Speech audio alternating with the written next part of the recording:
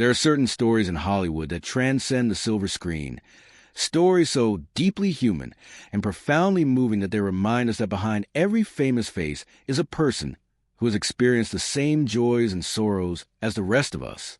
And then there are stories that go beyond even that, stories that seem almost too heavy for one person to bear. The life of Liam Neeson is one such story. When you watch him on screen, commanding every scene with that distinctive voice and powerful presence, it's easy to forget that this towering figure of cinema has walked through valleys of darkness that would have broken lesser souls. This is a story of a man who grew up amid violence and strife, who climbed the heights of Hollywood success, who found true love only to have it tore away in the most devastating circumstances, and who somehow found the strength to keep moving forward. This is a tragedy of Liam Neeson, and it is beyond heartbreaking. Before Liam Neeson became the action hero we know today, before he took on roles that would define a generation of thrillers, before he became synonymous with that iconic line about having a particular set of skills, he was simply William John Neeson, a boy growing up in the industrial town of Ballymena in Northern Ireland. Born on June 7th, 1952, young Liam entered a world that was already complicated, already marked by divisions that ran deeper than any child should have to understand. His father, Bernard, worked as a caretaker at a local primary school, while his mother, Catherine, whom everyone called Kitty, was a cook at the same school. They were simple, hard-working people who instilled in their children values of honesty, hard work, and resilience, values that would serve Liam well in the decades to come. Growing up in Northern Ireland during the 1960s and 70s meant growing up in the shadow of what would come to be known as the Troubles, a period of sectarian violence and political unrest that claimed thousands of lives and left scars on an entire generation. Liam was raised Catholic in a region where your religion could determine not just your social circles, but potentially your safety. The streets of his childhood were marked by tension, by the constant undercurrent of violence, by the knowledge that at any moment, ordinary life could be shattered by bombings, shootings, or riots. In interviews decades later, Liam would recall witnessing violent incidents in Belfast, memories that would stay with him for 50 years, images of brutality that no child should have to process. But young Liam found refuge in pursuits that took him away from the chaos around him. At the age of 9, he began boxing lessons at the All Saints Youth Club.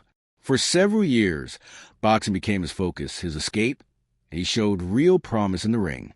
There was something about the discipline of boxing, the controlled aggression, the one-on-one combat within defined rules, that appealed to him. It was violence, yes, but violence with purpose, with boundaries, unlike the senseless brutality he saw on the streets. He competed at a decent level, winning several regional youth tournaments. But eventually, he would discover another outlet for his energy and emotions, one that would change the course of his life entirely. Acting came into Liam's life almost by accident. At 11 years old, he joined a drama class, initially perhaps as just another activity, another way to fill time and stay out of trouble. But something clicked. On stage, Liam discovered he could become someone else, could step into different lives, different realities, different worlds far removed from the troubled streets of Ballymena. Here was an escape more complete than boxing could ever provide. Here was a place where his height, which had made him stand out awkwardly as a teenager, became an asset. Here was a space where the intensity he'd learned control in the boxing ring could be channeled into emotional performances. Despite this newfound passion, Liam didn't immediately pursue acting as a career. Like many working-class youths, he took practical jobs after finishing school. He worked as a forklift operator for Guinness, drove trucks, served as an assistant architect, and even considered becoming a teacher like his mother. These were respectable jobs, the kind of work that could provide a steady life. But the pull of the stage was too strong. In his early 20s, Liam made a decision that must have seemed risky, even reckless, to his practical parents. He would pursue acting seriously. He joined the Lyric Players Theatre in Belfast, one of the most respected theatrical companies in Northern Ireland, and began honing his craft in earnest. The stage became Liam's university. He threw himself into role after role, learning the fundamentals of his craft through sheer repetition and dedication. His physical presence made him a natural for certain roles, but he worked tirelessly to develop range, to prove he could be more than just an imposing figure on stage.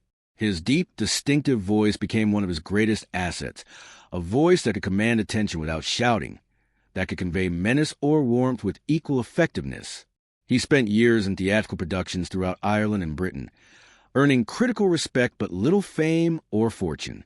These were the lean years, the struggling years, when success was measured in good reviews rather than financial security, when each role was an opportunity to learn rather than a stepping stone to stardom. Liam's dedication eventually led him to bigger stages, and eventually to film work. His film debut came in the religious epic Pilgrim's Progress in 1978, but it would be several more years before he gained any significant recognition. Throughout the 1980s, he took on a variety of roles in both film and television, steadily building a resume and a reputation as a serious actor. He appeared in films like Excalibur, where his portrayal of Sir Gawain showcased his ability to bring nobility and complexity to a character. He worked consistently, but stardom remained elusive. Then came 1993, and everything changed. Steven Spielberg cast Liam Neeson as Oscar Schindler in Schindler's List, a decision that would transform Liam's career and his life. The role of the German businessman who saved over 1,000 Jews during the Holocaust was one of immense complexity and responsibility. Schindler was not a simple hero. He was a flawed man, a profiteer who gradually awakened to the horror around him and chose to act. The role required Liam to convey transformation, to make believable the journey from self-interested opportunist to selfless savior. Under Spielberg's direction, Liam delivered a performance of stunning depth and humanity, a performance that would earn him an Academy Award nomination and establish him as one of the finest actors of his generation. Schindler's List was more than just a career breakthrough. It was a film that carried moral weight, historical importance, and emotional devastation. Making the film took an enormous toll on everyone involved, including Liam. Immersing himself in the horrors of the Holocaust, walking through recreations of concentration camps, confronting daily the worst of human evil, left marks that went beyond the professional. In interviews, Liam has spoken about how the experience changed him, how it made him think differently about responsibility, about what one person can do in the face of overwhelming darkness. The success of the film brought Liam the recognition he deserved, but also brought something else, something more precious than any award. During the filming, Liam had fallen deeply in love. Natasha Richardson came from theatrical royalty. Her mother was a legendary actress, Vanessa Redgrave. Her father was a director, Tony Richardson, and her aunt was actress Lynn Redgrave. She had grown up surrounded by brilliance and creativity, and she had inherited the family talent in abundance. Beautiful, gifted, and passionate about her craft, Natasha was already an established actress when she met Liam. They were both performing in a stage production of Anna Christie on Broadway in 1993, and the chemistry between them was immediate and undeniable. Here were two serious actors, both dedicated to their craft, both understanding the demands and rewards of the artistic life. They spoke the same language, shared the same values, and found in each other a partner who understood the unique challenges of their profession. Their romance blossomed quickly but deeply. Unlike the whirlwind Hollywood relationships that burn bright and fade fast, Liam and Natasha built something solid, something real. They married on July 3rd, 1994, in a ceremony that brought together two theatrical dynasties. Liam was 42, Natasha was 30, and both felt they had found their life partner. In the years that followed, they would build a life together that was remarkable in Hollywood for its stability and apparent happiness. They had two sons, Michael, born in 1995, and Daniel, born in 1996. The family split their time between New York and a farm they purchased in upstate New York, deliberately choosing to raise their children away from a Hollywood spotlight. Liam's career continued to flourish throughout the late 90s and early 2000s. He took on diverse roles, from the Jedi Master Qui-Gon Jinn in Star Wars, Episode 1, The Phantom Menace, to the brooding Jean Valjean in the film adaptation of Les Miserables. He proved himself equally capable in period dramas, contemporary thrillers, and epic adventures. Directors sought him out not just for his physical presence, but for the gravitas and emotional depth he brought to every role. He was selective about his projects, choosing quality over quantity, and he maintained a reputation as one of the most professional actors in the business, always prepared, always committed, always respectful of his fellow actors and crew members. But even as his professional life thrived, Liam faced personal challenges that would test his strength long before the greatest tragedy of his life. In July 2000, while riding his motorcycle on a rural road outside New York City, Liam struck a deer. The accident was serious. He suffered multiple injuries and was left in significant pain. In the hospital, he was prescribed morphine for pain management, and what started as legitimate medical treatment gradually became something darker. Liam, a man known for his discipline and control, found himself becoming dependent on the medication. The addiction crept up on him, as it does for so many people who never expected to find themselves in such a situation. For a period of time, Liam struggled with substance abuse issues. He has spoken candidly in interviews about how, between the motorcycle accident in 2000 and Natasha's death in 2009, he used alcohol and other substances to numb pain and cope with stress. It's a testament to his honesty that he's been willing to discuss these struggles publicly, breaking the stigma around addiction and showing that it can affect anyone, regardless of success or strength of character. With support and determination, Liam eventually overcame these issues, quitting drinking around 2013. In later interviews, he would reflect that he wished he'd stopped 20 years earlier, recognizing the toll that substance abuse had taken on his life and relationships. Through all of this, Natasha remained his anchor, his partner, his love. In interviews during these years, whenever Liam spoke about his wife, his face would light up with genuine affection and gratitude. He called her his best friend, his confidant, the person who understood him better than anyone. They had what seemed to be an ideal marriage, not without challenges certainly, but built on genuine love, mutual respect, and shared commitment to their family. Friends and colleagues remarked on how devoted they were to each other, how they seemed to bring out the best in one another. Natasha supported Liam's career while maintaining her own successful acting work in theater and film. They were partners in the truest sense, navigating the challenges of the profession while prioritizing their family life. Then came March 16, 2009, a day that would shatter everything. Natasha and their two sons were on a ski vacation at the Mont Tremblant Resort in Quebec, Canada. It was meant to be a relaxing family getaway, a chance to enjoy some time together away from work pressures. Natasha signed up for a beginner skiing lesson. Nothing risky, just a gentle introduction to the slopes. During that lesson, she fell. It seemed like nothing at first, a minor tumble of the kind that happens dozens of times a day at any ski resort. Natasha got up, laughing it off, insisting she was fine. She refused medical attention, joking with the instructors and her sons about the clumsy fall. This is where the true horror of the situation begins, because brain injuries are insidious in their deceptiveness. Natasha had suffered an epidural hematoma, a condition where blood accumulates between the skull and the protective membrane covering the brain. In the immediate aftermath of the injury, a person can seem completely fine, displaying no symptoms, acting normally. It's called a lucid interval, and it's tragically misleading. Approximately 2 hours after the fall, Natasha began complaining of severe headache. She was taken to a local hospital, but her condition deteriorated rapidly.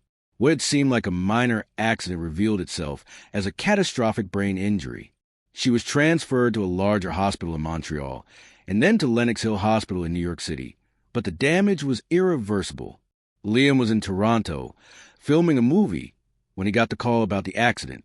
At first, like everyone else, he thought it was minor, nothing to worry about.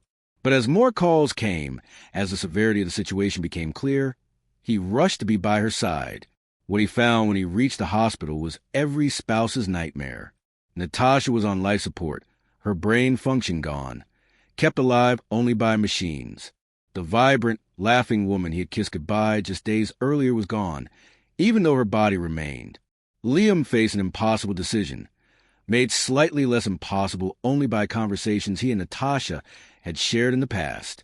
Like many couples, Liam and Natasha had discussed their wishes should they ever face such a situation.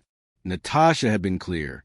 If she were ever to be in a persistent vegetative state, kept alive only by machines with no hope of recovery, she did not want to be kept that way.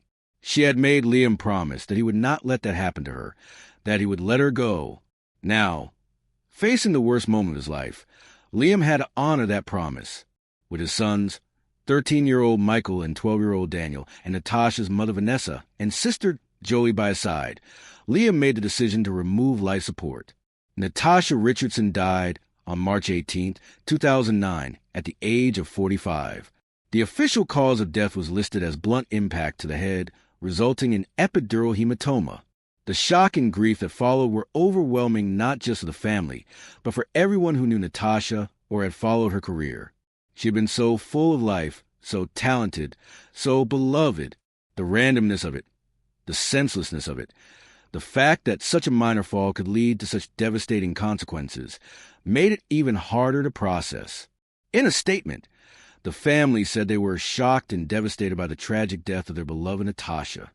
The entertainment world mourned with them, with tributes pouring in from colleagues, friends, and fans around the world. For Liam, the grief was compounded by the responsibility of being the surviving parent to two young boys who had just lost their mother. In interviews years later, he has described this period as moving through a half-life, going through the motions of existence while feeling hollowed out inside. He has spoken about how he had to be strong for his sons, how he had to step into the role of both mother and father, even as he was drowning in his own sorrow. The extended family pulled together, with Natasha's mother Vanessa and sister Joey being particularly supportive, helping with the boys and sharing in the collective grief. One of the most painful aspects for Liam was watching his sons process their own grief. Michael was particularly affected by his mother's death. In the years immediately following, he struggled significantly, acting out in ways that worried Liam deeply. Teenagers process grief differently than adults, often with anger and rebellion rather than tears. Michael began having behavioral issues, getting into trouble, and for a time, Liam feared he might lose his son too, not to death but to darkness that grief can create. It took years, patience, and undoubtedly professional help from Michael to work through his pain.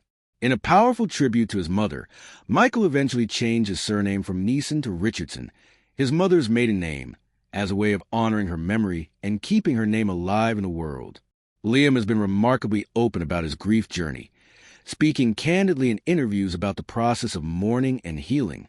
He's talked about how grief doesn't follow a linear path, how you don't simply move through stages and emerge on the other side fully healed.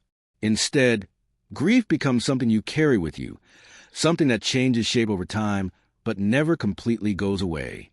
He's described how he would find himself reaching for the phone to call Natasha before remembering she was gone, how certain songs or places or smells would trigger waves of memory and loss.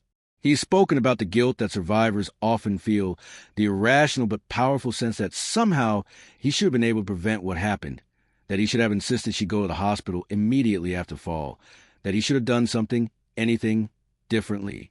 In the aftermath of Natasha's death, Liam made a decision that surprised many people. He returned to work. Just months after losing his wife, he was back on movie sets, taking on roles in action films that were physically and emotionally demanding. To some, this might have seemed like avoidance, like running from grief. But for Liam, work became a necessary form of therapy. Acting gave him structure, purpose, a reason to get up each day. It gave him a place to channel his emotions, to lose himself in other characters and other stories. The physical demands of action roles, in particular, provided an outlet for the rage and pain he was feeling. It was during this period that Liam's career took an unexpected turn.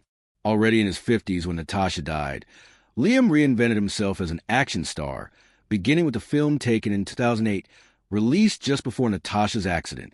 The film's success led to sequels and similar roles, establishing Liam as an unlikely but incredibly successful action hero. There's something poignant about watching Liam in these films, knowing what he was going through in his personal life. His characters are often men who have suffered loss, men driven by grief and rage, men who will stop at nothing to protect what remains of their family. It's impossible not to see echoes of his real-life pain in these performances, a channeling of genuine anguish into fictional vengeance. Friends and colleagues from this period have spoken about Liam's professionalism and his pain. On set, he was always prepared, always committed, always respectful of others' time and efforts. But they could also see the grief in his eyes, the weight he was carrying, the moments when the mask would slip and the loss would be visible. Yet he kept working, kept showing up, kept delivering powerful performances, even as he was breaking inside. It's a testament to his strength and his dedication, both to his craft and to his responsibility as a father and provider for his sons. Adding to the layers of loss in Liam's life was the death of his mother, Catherine Kitty Neeson, in June 2020. Kitty had been a constant in Liam's life, a source of strength and wisdom, the woman who had raised her with values of hard work and integrity. She lived to be 94, passing away in a nursing home in Ballymena, the town where Liam had grown up. The timing was particularly cruel, as the COVID pandemic meant that Liam couldn't be with her in her final days, couldn't travel from the United States to Northern Ireland to say goodbye in person. He had to mourn from a distance, adding another layer of unresolved grief to his already heavy burden. In interviews, he has spoken about the unique sadness of losing a parent, even an elderly parent whose death comes at the natural end of a long life. The pandemic robbed him of the closure that comes from being present, from holding her hand, from saying the things that need to be said. Yet through all of this unimaginable loss and pain, Liam has somehow found ways to continue, to grow, to even find moments of joy. His relationship with his sons has remained strong, perhaps strengthened by the shared experience of loss and survival. Both Michael and Daniel have grown into remarkable young men. Michael has followed in his parents' footsteps, pursuing an acting career, and even appearing alongside his father in the film Made in Italy, a movie about a father and son renovating a house in Italy following the death of the mother, a story that clearly paralleled their own experience. Working together on that film must have been both healing and painful, a chance to process their shared grief through art. Daniel, meanwhile, graduated from Tulane University and has pursued his own path, recently getting engaged to his longtime partner. Liam has spoken with obvious pride about both his sons, about how they've grown despite the tragedy they experienced as young teenagers, about how they've honored their mother's memory while building their own lives. The fact that both boys have emerged as grounded, thoughtful, caring adults is perhaps Liam's greatest achievement, more meaningful than any award or box office success. In terms of his romantic life, Liam has been understandably cautious. For years after Natasha's death, he dated occasionally but seemed uninterested in serious commitment. In interviews, he would say that he'd had his great love, that he'd been blessed with 15 years of marriage to an extraordinary woman, and that perhaps that was enough for one lifetime. The idea of replacing Natasha, of trying to recreate what they had, seemed both impossible and vaguely disloyal. Even though intellectually he knew that moving on would be what she'd want for him.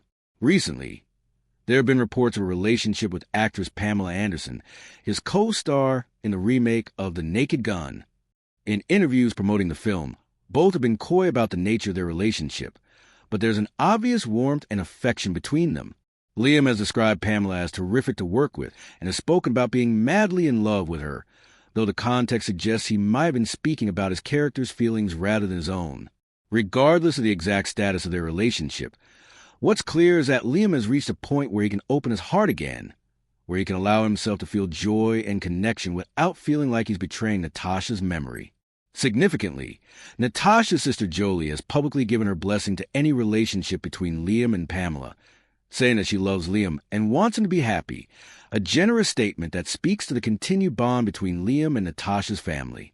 Now in his 70s, Liam continues to work steadily, though he's announced that he's retiring from action films.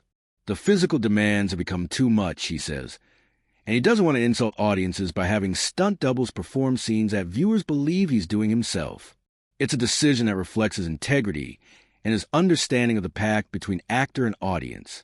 He's looking forward to different kinds of roles, perhaps a return to the kind of dramatic work that established his reputation decades ago. There's talk of more comedy, of character roles, of projects that challenge him in new ways. When you look at the totality of Liam Neeson's life, what emerges is a portrait of resilience in the face of unimaginable loss. He grew up amid violence and sectarian strife in Northern Ireland, witnessing horrors that shaped his understanding of human darkness. He struggled for years to establish his acting career, facing rejection and obscurity before finally breaking through. He battled substance abuse and addiction, showing the courage to confront his demons and overcome them. He experienced the death of his soulmate in circumstances so random and senseless that they defy understanding. He raised two grieving sons while drowning in his own grief. He lost his mother under circumstances that denied him the chance to say goodbye. And through all of this, he has continued to work, to create, to live with dignity and grace. Perhaps most remarkably, Liam has used his platform and his pain to help others. His openness about grief has provided comfort to countless people navigating their own losses. His honesty about substance abuse has helped destigmatize addiction and encourage others to seek help. His decision to honor Natasha's wishes and remove life support, and his willingness to discuss that decision publicly, has helped other families facing similar impossible choices. He has transformed personal tragedy into a kind of public service, showing that it's possible to survive the unsurvivable, that grief doesn't have to be hidden or ashamed, that strength can coexist with vulnerability. There's a quote often attributed to Liam, though it's unclear if he actually said it or if it's been misattributed to him, but it captures something essential about his approach to grief. They say the hardest thing in the world is losing someone you love. I can tell you from my experience, it's true. The hardest thing in the world is losing someone you love. But they also say that grief is just love with no place to go. So what do you do with that love? You hold on to it. You remember. You honor them by living well. Whether or not those are his exact words, they reflect the philosophy he seems to live by. Watching Liam Neeson today, whether in interviews or on screen, you see a man who has been marked by tragedy but not defined by it. Yes, there's sadness in his eyes, a depth that comes from having looked into the abyss. But there's also warmth, humor, generosity of spirit, and continued engagement with life. He speaks about his work with enthusiasm, about his sons with pride, about his memories with a mixture of joy and sadness that feels authentic and earned. He has not allowed tragedy to make him bitter or closed off. Instead, he has somehow used it to become more compassionate, more understanding, more fully human. In many ways, Liam's real-life journey mirrors the arc of his most iconic roles.